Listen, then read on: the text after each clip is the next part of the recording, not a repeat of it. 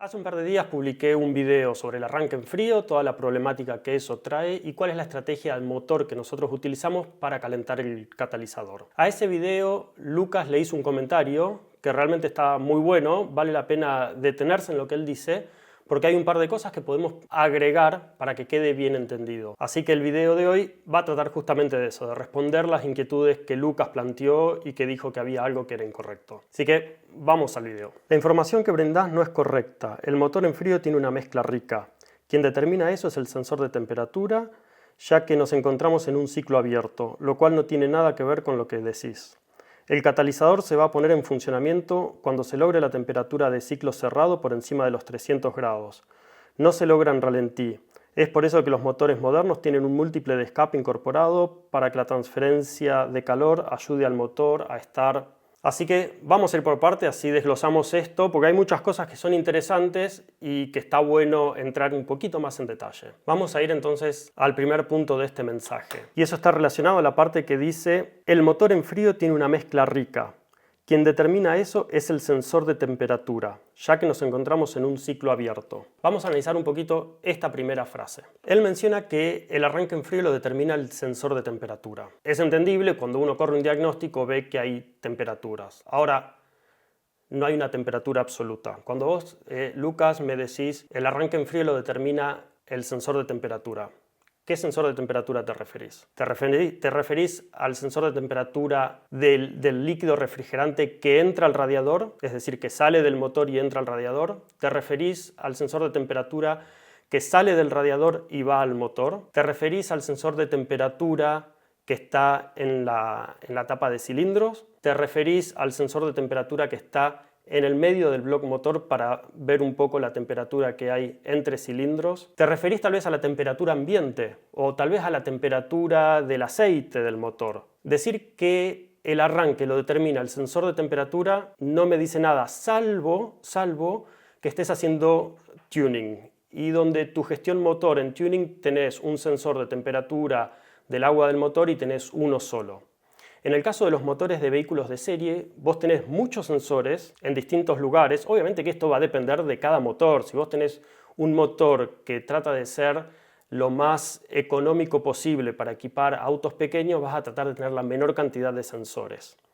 Ahora, a la medida que vos vas subiendo la gama de motores a una tecnología más elevada, a precios más elevados, donde vos podés poner más sensores y mejorar todos tus modelos que son los que van a hacer funcionar el motor, entonces ahí vas a tener muchos sensores que van a medir temperaturas en distintos lugares y después vas a tener modelos físicos que gracias a esas temperaturas van a poder calcular y definir un poco cuál es la temperatura en otros lugares donde no hay sensores. Entonces, si haces tuning, bueno, sí, el arranque en frío te lo va a dar un sensor tal vez, el que tengas, que lo podrás ubicar donde quieras. Por eso es tuning, es hacerlo un poco artesanal, mano a mano, y ya está. Si vamos a los motores de serie en serio, vas a tener, y digo en serio no porque los otros sea despectivos, sino porque en estos hay mucha ingeniería, hay muchos modelos y tenés que tratar de hacer una correlación entre los modelos y lo que pasa en realidad. Así que lo primero que tenemos que definir es ¿qué es un arranque en frío? Algo tan básico como eso.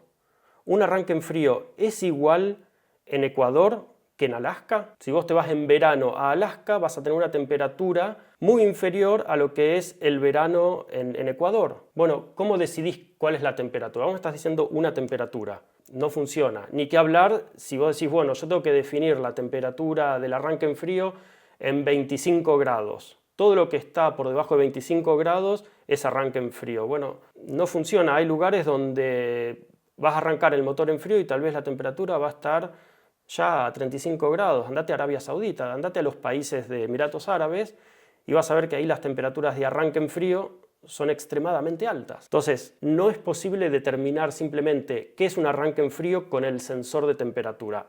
Como dije, hay muchos.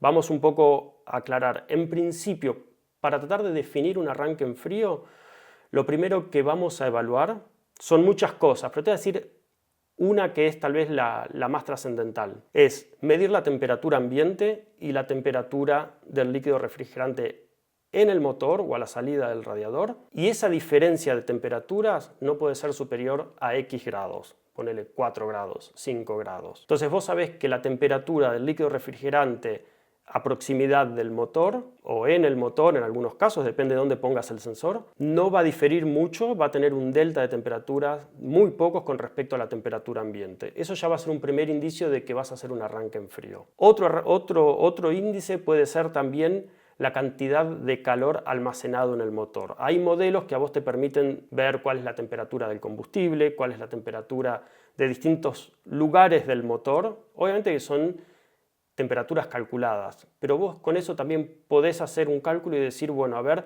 yo apago el motor ahora, el motor va a estar caliente, se va a ir enfriando y vos podés llegar a analizar una curva de cómo se va a ir enfriando en función del tiempo.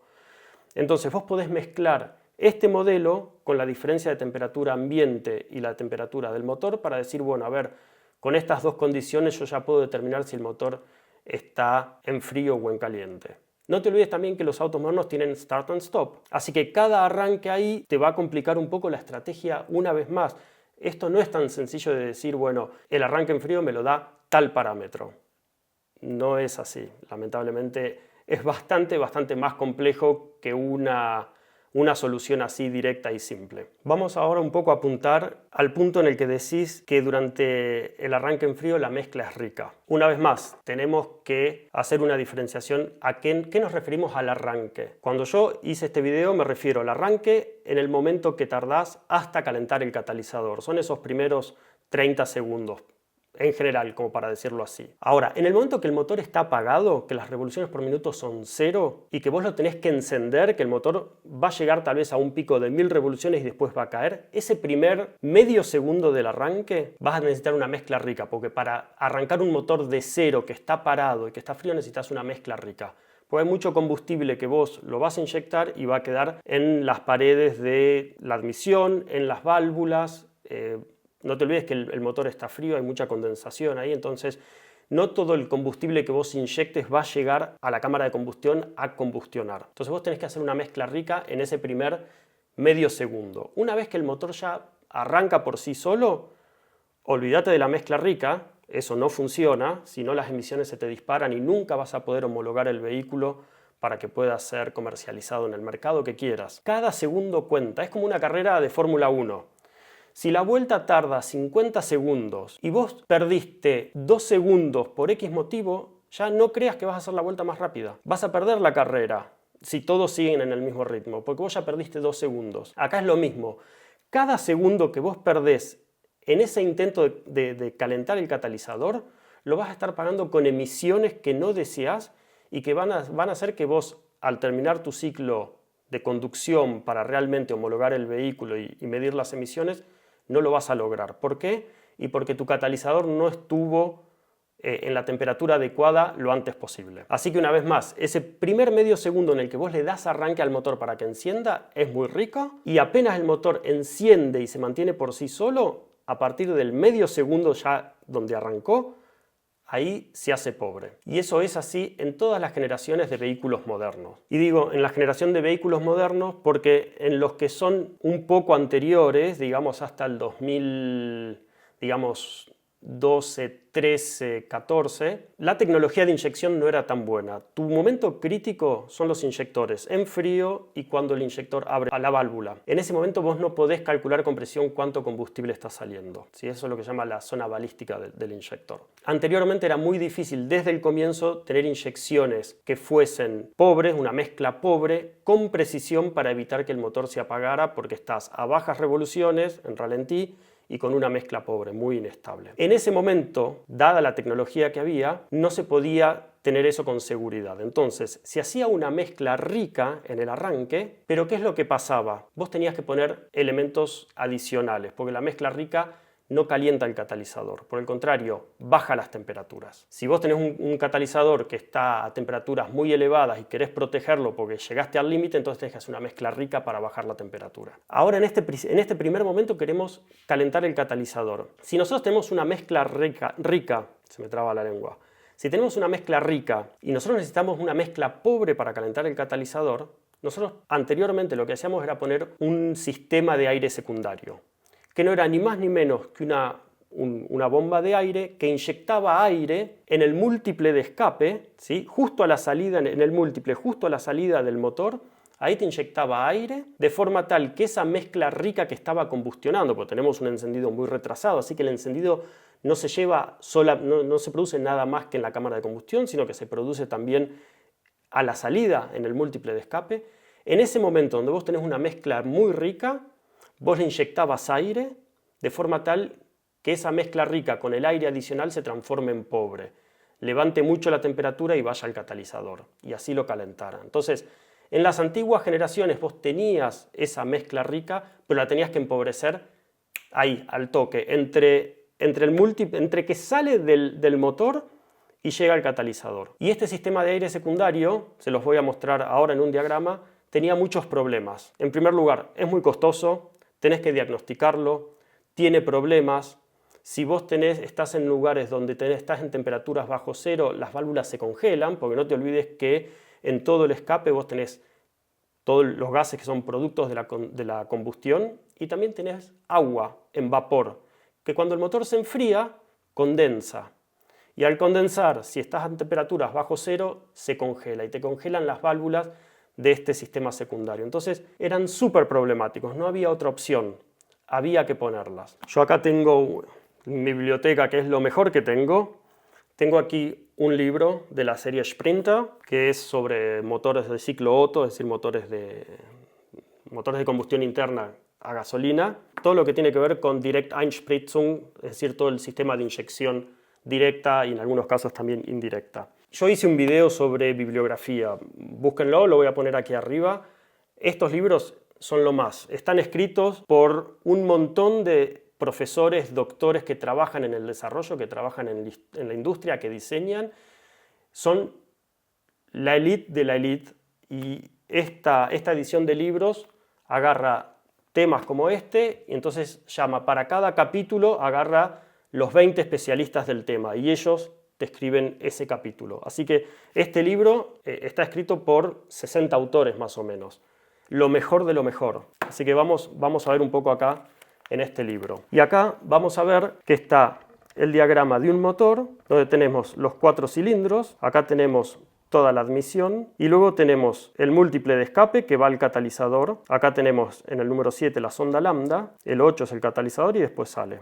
Y acá vemos que en el número 3 es el aire que ingresa, hay una bomba que inyecta este aire a través de una válvula que le inyecta en el múltiple de escape. Es decir, que en el múltiple de escape nosotros estamos inyectando aire que viene de la atmósfera, hay algunos que lo proveían el aire también del depósito de combustible, pero eso es otro tema, de forma tal que este aire se mezcle con la mezcla rica y produciese una mezcla pobre y la mezcla pobre llegase al catalizador. Entonces, esto eran tecnologías más antiguas, hoy ya no se utiliza. Los inyectores mejoraron su calidad, pueden inyectar en rangos de temperatura que antes eran muy poco precisos en relación a la precisión que se necesita, y hoy por hoy, con un arranque en frío, con el inyector a temperatura baja, vos podés inyectar con una precisión que podés decir, bueno, a ver, inyecté tal cantidad de combustible relativamente precisa, que antes no era posible. Cuando yo digo que la mezcla tiene que ser pobre cuando llega al catalizador, es porque una mezcla pobre, ustedes imagínense que están con brasas, ¿sí? Van a hacer un asado y tienen las brasas. ¿Qué hacen? Las brasas están encendidas. Si ustedes soplan e inyectan, hay exceso de aire, exceso de oxígeno, ahí va a haber mucha combustión, se va a elevar la temperatura. Si por el contrario ustedes ponen un cobertor arriba de todo eso, se va a ahogar la combustión, va a haber una falta de oxígeno, la temperatura va a bajar, se va a apagar. Entonces, en el motor pasa lo mismo. Si nosotros tenemos una mezcla pobre donde hay un exceso de oxígeno, un exceso de aire, y nosotros eso lo hacemos entrar en combustión, va a generar mucho calor y es lo que buscamos. Por eso, generaciones muy antiguas, combustión rica e inmediatamente empobrecerla por el sistema de aire secundario. En los motores modernos se saca todo ese sistema y directamente se trabaja con mezclas pobres. Una vez más, para tratar este tema de aire de mezcla rica o mezcla pobre para calentar el catalizador, acá tengo otro libro, también de otra serie, MTZ, igual concepto. Este libro lo escribieron más de 70 u 80 autores, especialistas todos en el tema. Son todos los ingenieros que hacen los simposios de ingeniería, de diseño, de desarrollo. Así que acá está lo mejor de lo mejor. Y acá en este gráfico tienen en el eje X el tiempo y en el eje Y la temperatura en el catalizador. Y ustedes van a ver dos curvas, una negra que es el motor encendiendo la temperatura del catalizador sin inyección de aire. Y después en gris ustedes van a tener el mismo motor con el mismo catalizador, con el mismo sistema, pero inyectando aire.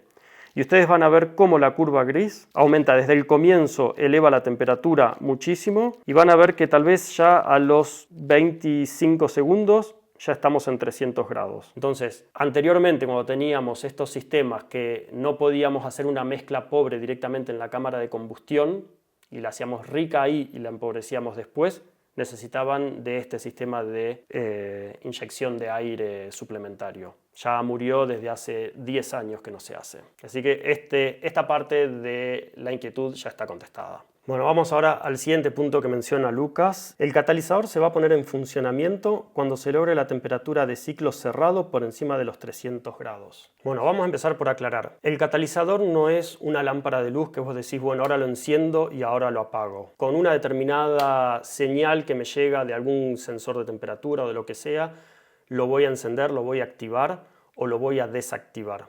Eso no es así. El catalizador es un bloque de materiales raros, que una composición muy complicada, que está justo a la salida del motor, del múltiple de escape. Idealmente la pondrías dentro del múltiple de escape. Cuanta mayor temperatura alcance el catalizador, en cierta manera es mejor. Obviamente sin llegar al límite de destrucción, ¿no es cierto? Pero entonces, el lugar más apropiado que se puede encontrar en un motor y en el poco espacio que hay en el motor es a la salida del múltiple de escape. Ahí vamos a tener el catalizador. Y va a estar siempre ahí. La diferencia es que cuando está frío no va a transformar nada y cuando está a la temperatura de régimen óptimo va a transformar mucho. ¿Qué es lo que va a transformar? Nosotros sabemos que en el motor tenemos aire, ingresamos combustible, mediante una chispa, un encendido, generamos combustión y eso va a generar trabajo. El resultado de eso es el trabajo, pero además gases de escape, de los cuales hay muchos que son nocivos, que no queremos producir, ¿sí? Legalmente tenemos que estar dentro de la reglamentación con todas las emisiones y hay ciertos gases que tenemos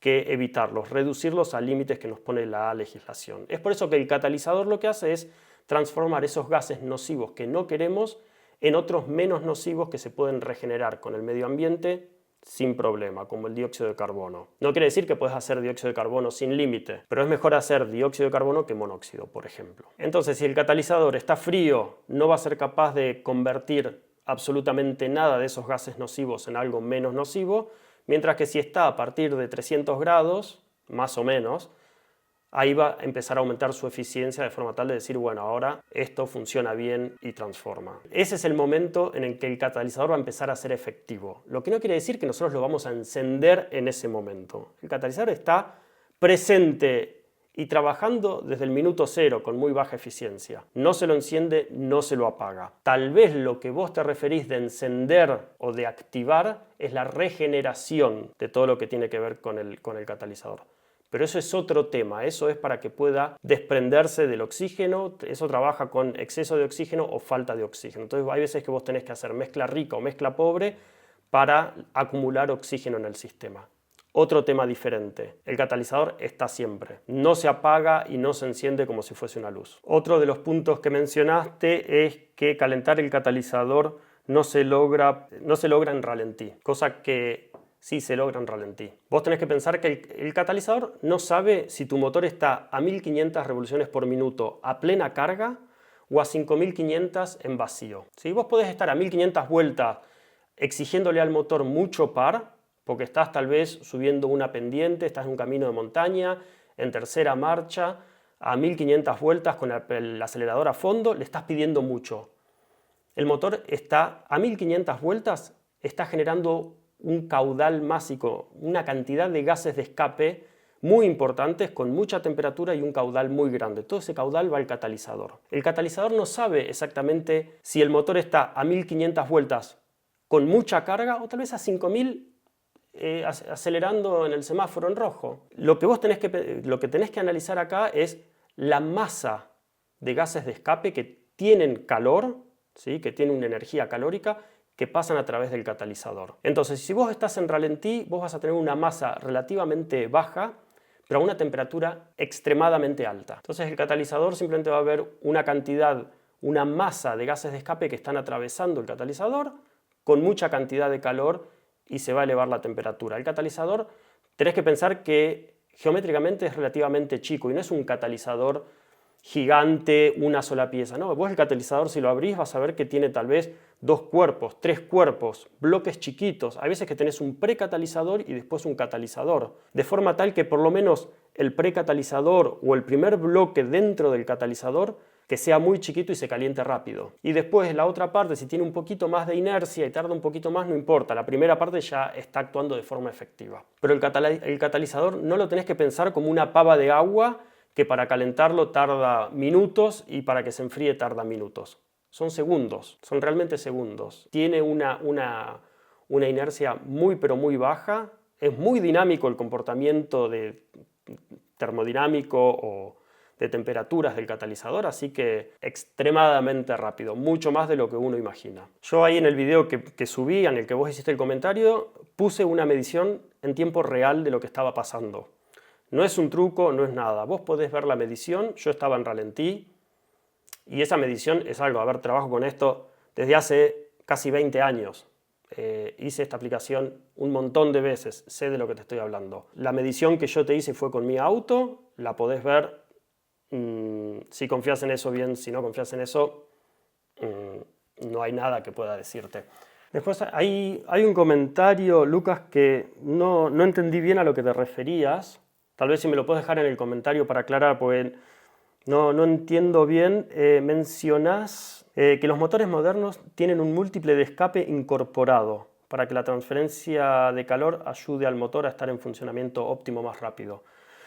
Tal vez te referís que el catalizador, pregunto, porque al estar hecho en TikTok, bueno, obviamente que los comentarios tienen que ser muy breves y a veces tenemos una cosa en la cabeza y escribimos otra pensando que se entiende. Lo que no entendí es, ¿te referís que el catalizador ya viene incorporado al múltiple de escape o no entendí bien a lo que te referías? Pero si me lo aclarás en comentarios te lo agradezco y podemos charlarlo o lo que sea. Lo que sí es verdad que queremos calentar, así que en muchos casos se pone sobre el catalizador un cobertor térmico, ¿sí? Metálico, que ayuda un poco a contener el calor que está ahí en el catalizador para que no se disipe. Tenés que pensar también un poco que lo que ayuda a que el catalizador se caliente durante un arranque en frío, que es muy beneficioso, después también te juega en contra cuando el catalizador está caliente y lo tenés que enfriar. El catalizador no puede pasar los 950 grados, ya después a partir de ahí se deteriora mucho, se rompe, es costoso, entonces